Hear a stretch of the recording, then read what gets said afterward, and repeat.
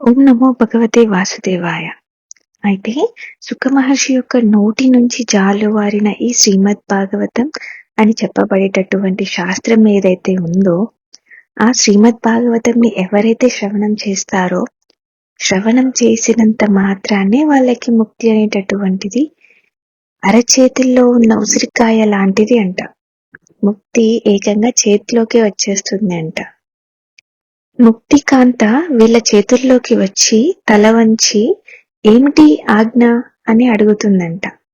శ్రీమద్ భాగవతంకి ఉన్న గొప్పతనం అదే అయ్యా. శ్రవణం చేయాలయ్యా, శ్రద్ధగా వినాలయ్యా, అంతే. అయితే శ్రద్ధగా వినాలి అంటున్నారు అండి. ఈ శ్రద్ధగా వినడంలో కూడా ఏదైనా తేడాలు ఉన్నాయా అంటే ఖచ్చితంగా ఉన్నాయి. ఎలా అంటే, ఆ శ్రీకృష్ణుడి కథ శ్రవణం చేసే శ్రోతలు ఎవరైతే ఉంటారో వాళ్ళు 2 రకాలుగా ఉంటారంట. వాళ్ళు ఎవరంటే, ఒకరు ప్రవరులు అని, రెండవ వారు అవరులు అని.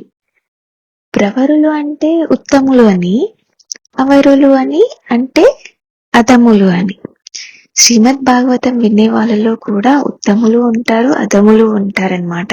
అసలు ఆ ఉత్తములు ఎవరంట, అధములు ఎవరంట అంటే, ఆ ఉత్తములలో కూడా 4 రకాలుగా ఉంటారంట. ఒకరు చాతకం అంటే చాతక పక్షి అంటారు కదా, 2 హంస, 3వది సుఖం అంటే చిలక, 4వది మీనం అంటే చాప.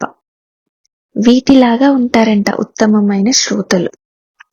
ఇక అవరులు అంటే వాళ్ళు ఎలా ఉంటారంటే, వారు ఒకరు వృకం లాగా అంటే తోడేల్లాగా, రెండవది బూరుండం లాగా. బూరుండం అంటే అదొక పక్షి, ఎక్కువగా హిమాలయాల్లో ఉంటుంది.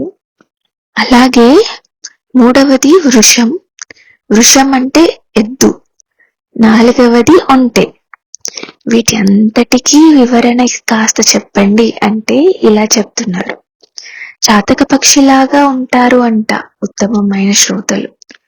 చాతక పక్షి అంటే ఏం చేస్తుంది? ఈ పక్షి ఎల్లప్పుడూ ఆకాశంలోనే ఉంటుందంట. ఈ ఆకాశంలోనే తిరిగే ఈ పక్షికి దాహం వేస్తే కింద నదులు ఉన్నాయి, చెరువులు ఉన్నాయి, వాగులు ఉన్నాయి, వాటన్నిటినీ పట్టించుకోదంట. మామూలుగా అయితే పక్షులు వచ్చి ఇలా వాటికి దాహం వేస్తే నీళ్లు తాగుతాయి, నదిలో అయినా లేకపోతే చెరువులో అయినా లేకపోతే ఎక్కడైనా ఆగి ఉన్న నీళ్లలో అయినా కానీ వాగులో అయినా. కానీ ఈ చాతక పక్షి మాత్రం అన్నిటికంటే విలక్షణమైనది. అది మేఘం నుంచి వర్షించేటటువంటి స్వాతి ముత్యం కోసం ఎదురు చూస్తుందంట. అంటే మొట్టమొదట వర్షించే ఆ నీటిని తాగి తన దాహాన్ని తీర్చుకుంటుంది అంట. అలా కాకుండా మిగతా ఎప్పుడు దాహం వేసినా గానీ తాగదంట. ఈ ఉత్తమ శ్రోత కూడా ఇలా ఉండాలి అంట. అంటే ఈ చాతక పక్షిలాగా ఉండాలంట. ఒక్క శ్రీకృష్ణుడి కథలు వినడమే లక్ష్యంగా ఉండాలి అంట. సదా కృష్ణ కథలు, కృష్ణ మాటల కోసం ఎదురు చూస్తూ ఉండాలి అంట. మిగతా వేరే వాటి కోసం అంటే పక్కన వినిపించే అనేక శబ్దాలు, మాటలు జోలికి వెళ్ళకూడదంట. కాబట్టి ఉత్తమ శ్రోత ఎలా ఉంటాడంటే, ఒక్క దాని మీదనే మనసు లగ్నం చేస్తూ మిగతా మాటల్ని పట్టించుకోవద్దంట. రెండవ వాడు హంస. హంస ఏం చేస్తుంది అంటే, హంసకి తమాషా అయిన గుణం ఒకటి ఉంది.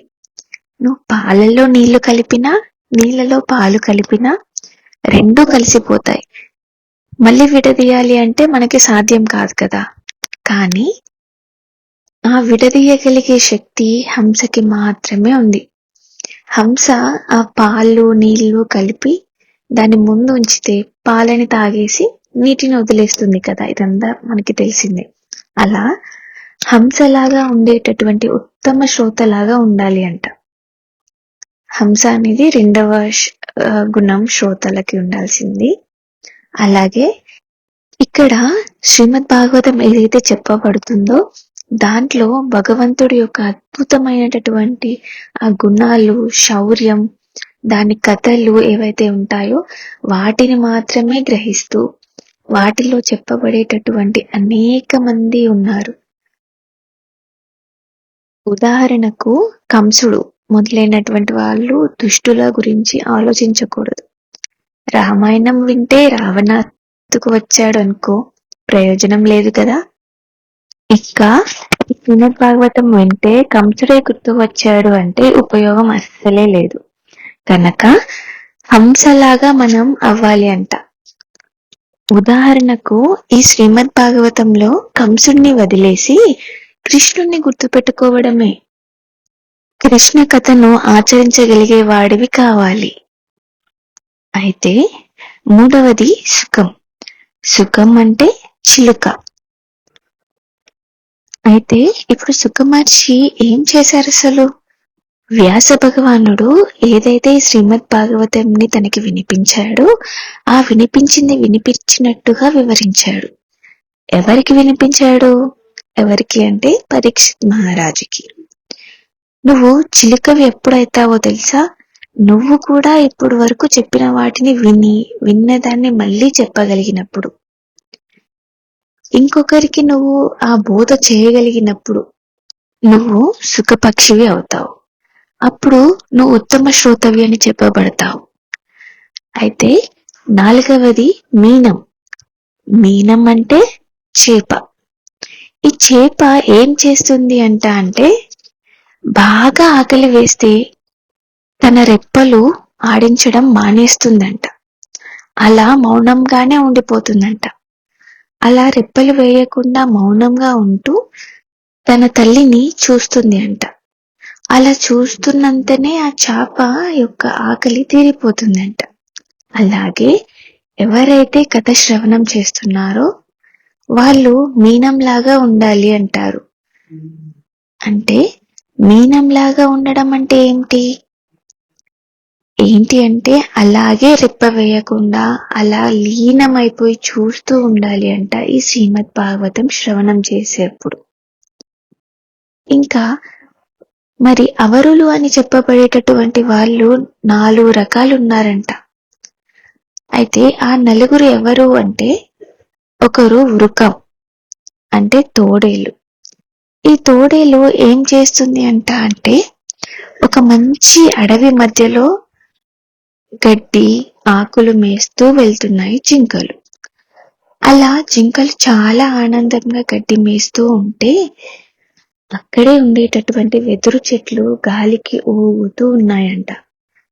అలా ఆ గాలి వీస్తుంటే ఏవైతే ఆ వెదురు చెట్లకి రంధ్రాలు ఉన్నాయో ఆ గాలి అందులో నుంచి వెళ్ళడం ద్వారా మంచి అద్భుతమైనటువంటి శబ్దం ఒకటి వస్తుంది. ఏదైతే మనం వేణువు వాయిస్తామో అలాగా కృష్ణుడి చేతిలో ఉంటుంది కదా, అదే ఈ వేణువు కూడా వెదురు చెట్లతోటే చేస్తారు. అక్కడ ఉన్న జింకలు అలా వెళ్తూ ఆగి ఈ శబ్దాలకి ఆనందిస్తూ అక్కడే ఆగిపోయాయంట. అలా ఉన్నప్పుడు ఎక్కడి నుంచో పెద్ద కేక ఒకటి పెడుతుంది వృకం. వృకం అంటే తోడేలు.